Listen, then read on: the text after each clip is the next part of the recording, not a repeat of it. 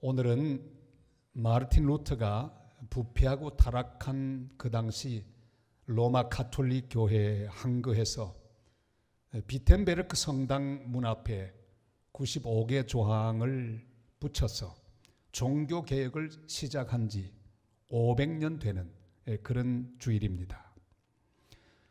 흔히 이 사건은 세계사 시간에도 학생들에게 가르쳐집니다.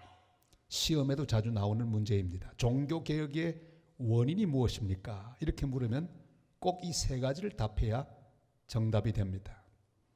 먼저는 성직자들의 성적인 타락, 니콜라이탄이라고 하죠.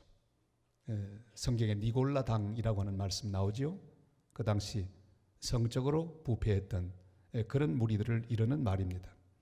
둘째는 성직 매매, 영어로는 시모니 이렇게 써야 합니다. 그 당시 성직은 매매되었습니다.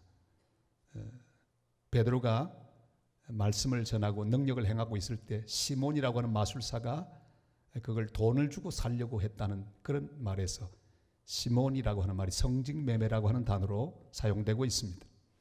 가장 직접적인 종교개혁의 원인은 세 번째죠. 바로 면죄부, 인덜전스라고. 그래서 이 셋을 딱 써야만 정답입니다. 그 당시 교회는 진리를 잃어버리고 있었습니다. 믿음 대신에 돈을 주고 면죄부를 사면 죄를 사함받는다고 믿었습니다. 은혜 대신에 인간의 노력과 행위를 강조했습니다. 하나님 말씀의 권위 대신에 교황의 말이 우위를 차지하고 있었습니다. 그래서 루터는 오직 믿음, 오직 은혜, 오직 말씀을 강조하면서 이 종교개혁의 불길이 요원의 불길처럼 온 땅에 퍼져갔습니다. 그렇게 시작된 교회를 개혁교회라 이름합니다. 흔히들 개신교라고 말합니다. 그러나 500년 전에 한번 개혁되었다고 완전히 개혁되었을까요? 그게 아닙니다. 개혁교회의 특징은 계속해서 개혁하는 교회라는 뜻입니다. 개혁교회는 항상 개혁하는 교회를 말합니다. 그래서 모든 언어, 모든 민족들, 다 그리스도를 믿는 사람들은 이 한 가지 명제를 너무너무 좋아합니다. 개혁교회는 항상 개혁하는 교회를 말합니다.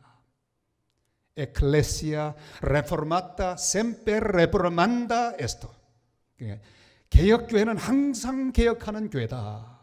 이것은 모든 개신교인들이 기억해야 할 말입니다. 500주년을 맞은 개혁교회 성도로서 우리는 어떤 개혁을 해야 합니까? 오늘의 본문 속에 우리는 개혁되어야 할 교회와 성도의 모습을 발견할 수 있습니다. 화려한 예루살렘 성전에 여러 아름다운 문들 가운데 가장 뛰어난, 이름조차도 미문, 아름다운 문이라고 하는 문 앞에는 한 나면서부터 걷지 못하는 자가 앉아 있었습니다. 수많은 사람이 그 성문 앞을 오고 가는데 그 사람에 대하여 아무런 관심도 없습니다. 마치 종교개혁이 일어나던 때 백성들은 도탄에 빠져 있는데 교회는 성 베드로 성당 건축을 위하여 혈안이 되어 있던 모습과 마찬가지입니다. 그 당시 온 유럽의 땅 3분의 1 정도는 다 교회 소속이 되었습니다. 백성들이 농사하는 그 모든 농사의 한 70% 이상이 세금이나 다른 여러 가지 명목으로 교회에 바치는 그런 일들이 있었습니다. 나면서부터 걷지 못하던 이 사람의 모습 역시 답답합니다. 하나님께 예배하는 성전 앞에 있지만 하나님과는 전혀 상관이 없습니다. 그의 목적은 오직 하나, 돈을 구걸하는 것밖에 없었습니다. 돈을 버는 일이 그의 목적이었습니다. 그는 단 한 번이라도 성전 안으로 들어갈 생각을 하지 않았습니다. 그는 일어날 힘이 없었습니다. 교회는 그를 일으킬 능력이 없었습니다. 힘없는 성도나 힘없는 교회나 똑같습니다. 사람에 대해 관심이 없는 교회나 하나님에 대하여 관심이 없는 성도나 피장파장입니다. 이런 상황을 성경은 이렇게 기록하고 있습니다. 2절 말씀 다 같이 읽겠습니다. 나면서 못 걷게 된 이를 사람들이 메고 오니 이는 성전에 들어가는 사람들에게 구걸하기 위하여 날마다 미문이라는 성전 문에 두는 자라. 아멘. 그런데 놀라운 일이 일어납니다. 새로운 교회, 새로운 공동체, 새로운 모습의 교회가 여기 보여지고 있습니다. 구태의연한 유대 종교로는 희망이 없습니다. 힘없는 유대교로는 할 수 없는 일입니다. 새로운 교회 모습이 등장합니다. 바로 베드로와 요한의 등장입니다. 예수 그리스도의 이름과 권세와 능력을 가진 교회가 시작되는 것을 보여주고 있습니다. 말씀을 가진 거룩한 공동체의 시작입니다. 희망을 가진 교회의 시작입니다. 이렇게 시작되고 있습니다. 베드로와 요한은 미문 앞에 있는 그 앉아있는 사람을 보고 말합니다. 우리를 보라. 우리 4절 말씀을 다 같이 읽겠습니다. 베드로가 요한과 더불어 주목하여 이르되 우리를 보라 하니. 아멘. 아무도 그 사람을 보지 않았습니다. 그저 잔돈이나 한 푼 던져줄 뿐이었습니다. 그러나 베드로와 요한은 그를 보았습니다. 그 영혼을 보았습니다. 그 눈물을 보았습니다. 그 고독을 보았습니다. 고통을 보고 한숨을 보았습니다. 복음은 이렇게 시작됩니다. 하나님께서 우리를 보셨습니다. 우리의 고통을 보셨습니다. 죄와 사망의 고통 속에 헤매는 우리를 보셨습니다. 하나님이 세상을 이처럼 사랑하사 독생자를 주셨으니, 그래서 예수님을 보내주셨습니다. 예수님이 오셔서 친히 인간들을 보셨습니다. 우리를 보셨습니다. 목자 없는 양같이 유리방황하는 불쌍한 무리들을 보셨습니다. 그리고 고쳐주시고 먹여주시고 만져주셨습니다. 우리는 다시 고개를 들어 주님을 바라보아야 합니다. 동전이나 한 푼 던져줄 주님이 아닙니다. 우리의 인생을 책임지시고 세워주시고 채워주시며 새롭게 하실 주님을 보아야 합니다. 물질을 보고 세상을 보고 사람만을 보던 눈을 들어서 주 예수 그리스도를 보아야 합니다. 그리고 그분의 말씀을 들어야 합니다. 교회는 마땅히 이 세상에 버려지고 소외된 사람들을 보아야 합니다. 그들의 고통을 보며 그들의 눈물을 보아야 합니다. 그리고 그들을 일으켜 주어야 합니다. 세터민들을 보아야 합니다. 제3세계 결혼 이주민과 근로자들을 주님의 눈으로 바라보아야 합니다. 사람들의 눈길이 머물지 않는 소외된 사람들을 보아야 합니다. 주님의 눈으로 그들을 보기 시작하는 일, 그 일로 말미암아 진정한 개혁이 시작되기 때문입니다. 우리 교회는 눈을 다시 들어 이웃을 보고 그늘진 곳에서 눈물 흘리며 살고 있는 수많은 성전 미문 앞에 앉은 안전뱅이 같은 사람들을 바라보며 그들에게 다가가고 그들에게 복음을 전하고 그들을 일으켜 세우는 복된 성도, 복된 교회가 되시기를 주님의 이름으로 축원합니다. 베드로와 요한은 그를 향해 말합니다. 은과 금은 내게 없거니와 내게 있는 것으로 내게 주노니 곧 나사렛 예수 그리스도의 이름으로 일어나 걸어라.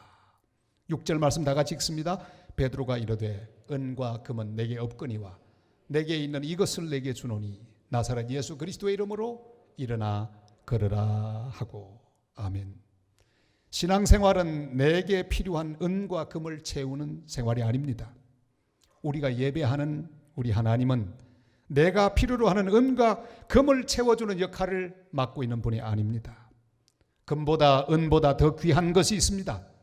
바로 이 시간 우리가 예배하는 예수 그리스도의 이름입니다. 우리에게 있는 가장 귀한 보배, 그것은 바로 예수 그리스도의 이름입니다. 금보다 은보다 귀한 이름, 예수 그리스도의 이름, 그 이름을 우리는 기억해야 합니다. 바라보고 불러야 합니다. 교회의 힘은 그 교회 1년 예산이 아닙니다. 그 교회가 가진 건물이 아닙니다. 편의 시설이 아닙니다. 바로 예수 그리스도의 이름입니다. 화려한 성당에 한 기자가 방문했습니다. 주교가 성당을 보여주면서 그 아름답고 화려한 모든 시설들을 보여주며 이렇게 만면에 가득한 웃음을 띠며 말했습니다. 베드로는 은과 금은 내게 없거니와 말했는데 이제 이 말은 우리에게 해당되지 않습니다. 이 화려한 건물을 보세요. 그랬더니 기자가 말합니다. 은과 금은 많을지 몰라도 못 걷는 자를 일으킬 예수 그리스도의 능력은 없는 것 같습니다. 종교개혁의 가장 직접적인 원인은 바로 면죄부였습니다. 성 베드로 성당, 베드로가 순교한 그 언덕에 세워진 아름다운 교회입니다. 처음에 그 정신은 좋았습니다. 그러나 건물을 어마어마하게 짓다가 돈이 부족했습니다. 급한 나머지 면죄부를 팔기 시작합니다. 테첼이라고 하는 신부는 그 일을 가장 열심히 수행했습니다. 그는 이렇게 설교합니다. 여러분, 연옥에서 고통당하는 여러분의 사랑하는 부모, 친척, 친구들을 위해 이 면죄부를 사기만 하면 그 동전이 헌금함에 떨어지는 순간에 연옥의 영혼들이 천국에 갈 것입니다. 완전 속죄 면죄부.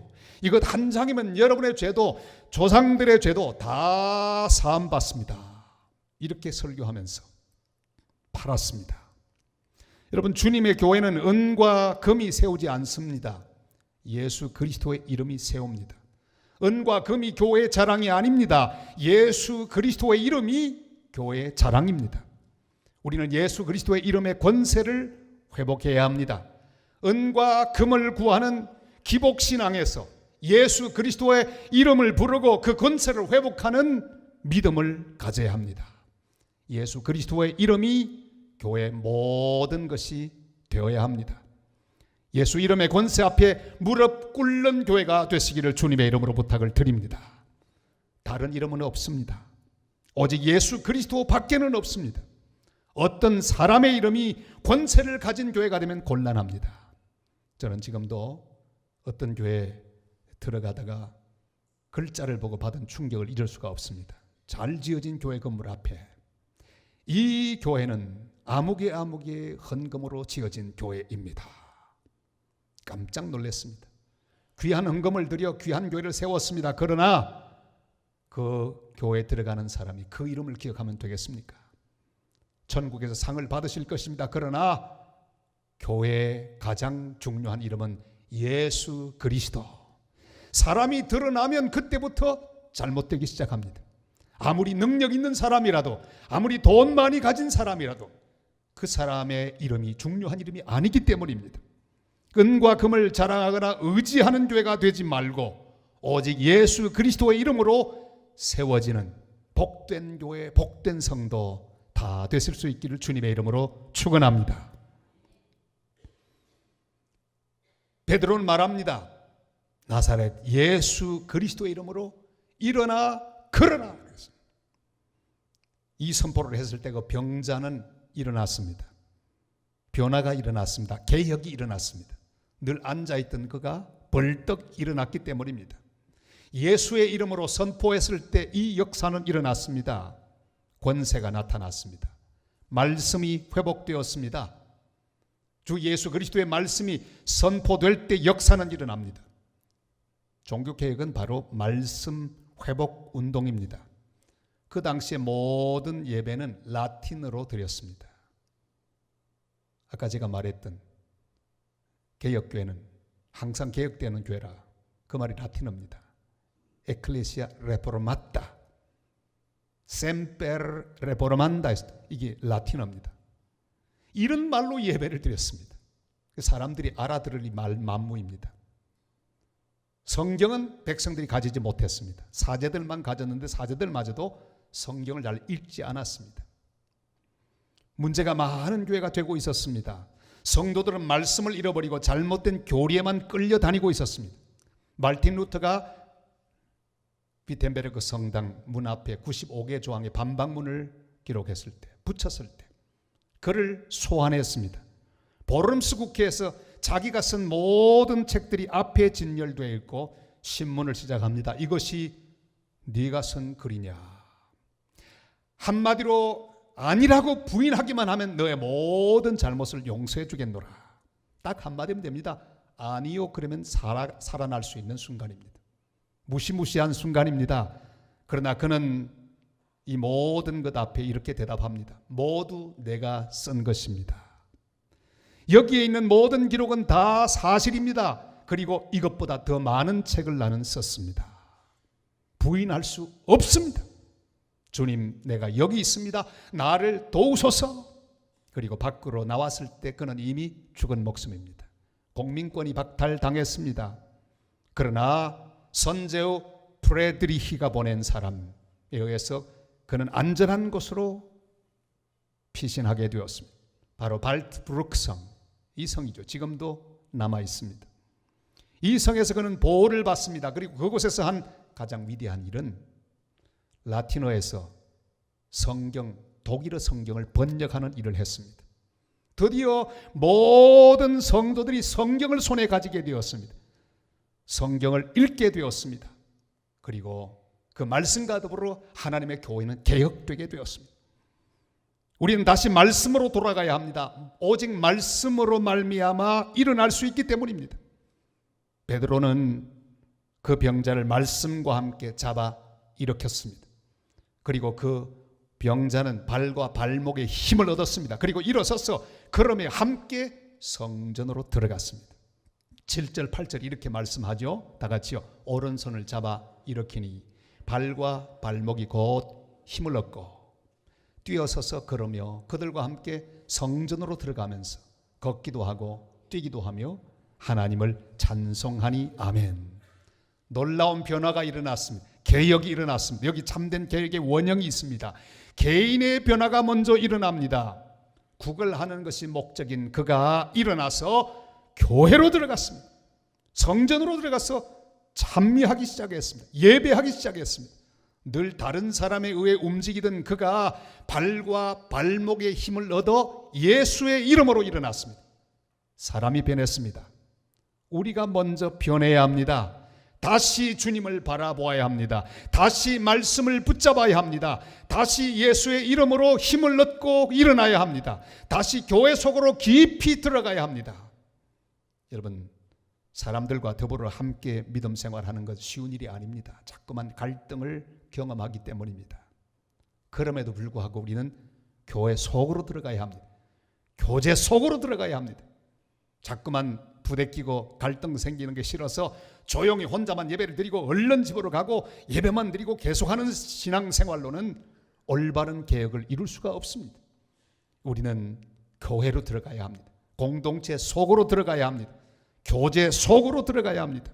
예배 속으로 깊이 들어가 예배 감격에 빠져야 합니다. 나 혼자의 신앙생활에서 성도의 교제 속으로 들어가 함께 주님을 섬기는 하나님 백성들이 되시기를 바랍니다. 교회도 개혁되어야 합니다.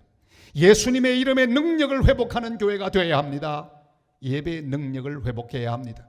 교제의 능력을 회복해야 합니다. 모든 사람이 함께 주님을 섬길 수 있는 함께하는 교회가 되어야 합니다. 이번 안식 올 때 저는 LA에서 한 교회를 방문했습니다. 뉴 시티 처치라고. 그러니까 새로운 도시교회, 이런 교회인데 다민족이 모여있는 교회입니다. 거기 아침 예배를 딱 들어가는데 안내위원이 저를 기쁘게 보고 인사했습니다. 그런데 이 안내위원은 얼마나 허름한 옷을 입었는지, 머리도 헝클어지고 얼굴은 깨쭈쭈하고 충격을 받았습니다.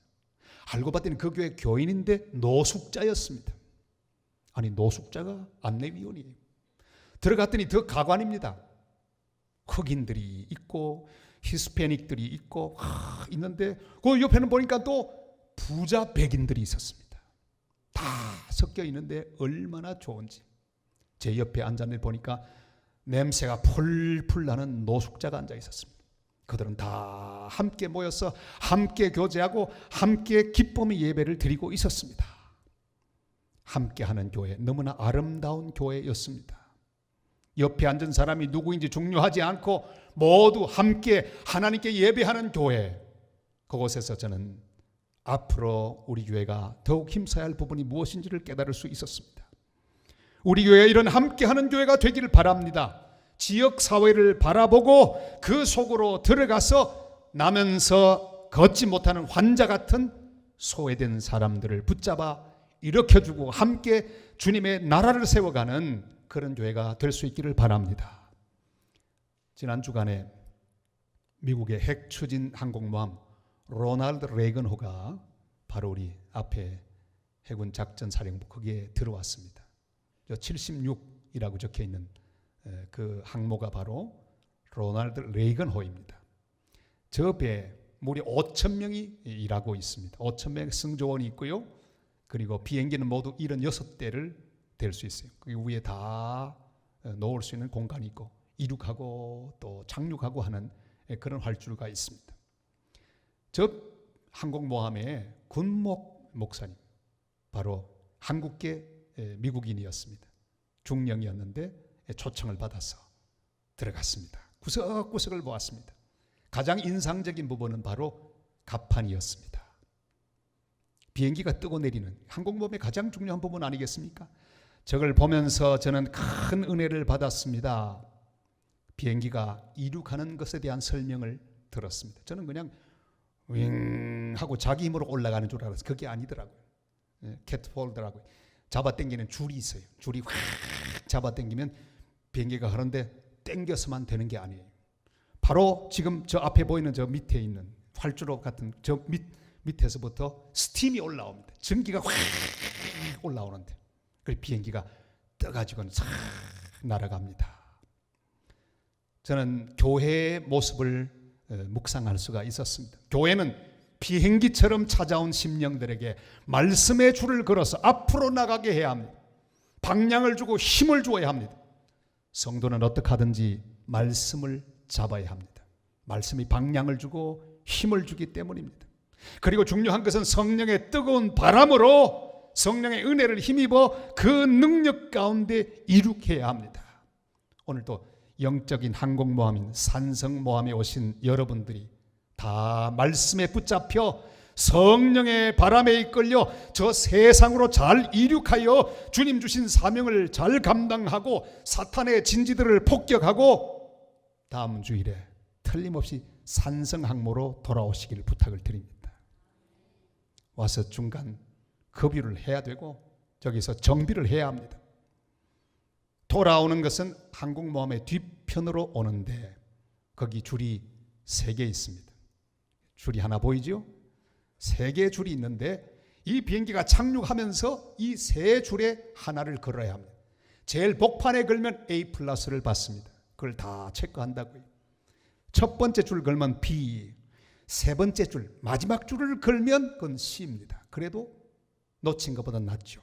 아예 그것도 못하면 그냥 휙 하고 다시 날아가야 하는데 그러면 감점을 받는답니다. 제일 복판에 거는 것, 그게 제일 관건이고 모든 파일럿들은 거기에 걸기 위하여 많은 노력을 기울인다는 이야기를 들었습니다. 여기 돌아와서 중요한 것은 줄을 걸어야 합니다. 멈추어 서야 합니다. 하나님의 백성들은 주님 앞으로 돌아와서 예배 자리로 돌아와서 하나님의 말씀 앞에 멈추어야 성공입니다. 교회 와서 예배를 드리다가 말씀의 줄에 걸려야 합니다. 우리의 한없는 욕심이 말씀의 줄에 걸려야 합니다. 우리의 죄악이 말씀의 줄에 걸려야 합니다. 그래서 하나님 앞에 멈추어 서야 합니다. 예배는 바로 그런 곳입니다. 우리가 멈추는 것입니다. 죄악을 멈추고 고집을 멈추고 교만을 멈추어야 합니다. 그러나 예배를 생략하면 그 비행기는 희망이 없습니다. 교회는 바로 성도로 하여금 잘 이룩해서 세상 속에서 승리하도록 비상하게 할 책임도 있지만 성도로 하여금 잘 멈추게 하는 책임도 있습니다. 욕심을 멈추고 고집과 교만을 멈추고 탐심을 멈추고 세상적인 방법을 멈추고 인간적인 생각을 멈추어서 다시 말씀 앞에서 다시 주님 앞으로 다시 은혜로 다시 성령으로 믿음으로 돌아가서 다시 세상 속으로 비상하여 주님의 사명을 감당하다가 또다시 교회로 돌아오는 삶을 계속 살아야 하는 하나님의 백성들과 교회임을 우리는 기억해야만 합니다. 사랑하는 성도 여러분, 우리가 교회입니다. 내가 변하면 교회가 변합니다. 성전 미문 앞에 있는 환자가 나의 모습일 수 있습니다. 교회 가까이 있다고 주님 가까이 있는 것은 아닙니다. 우리의 고개를 들어서 주님을 보십시다. 주님의 말씀을 들어야 합니다. 그리고 나사렛 예수 그리스도의 이름으로 일어나서 교회 속으로 들어가실 수 있기를 바랍니다. 교제 속으로 들어갈 수 있기를 바랍니다. 그리고 함께 손을 잡고 세상 속으로 들어가서 주님이 맡기신 사명을 잘 감당하는 복된 성도, 복된 교회 되시기를 주님의 이름으로 축원합니다.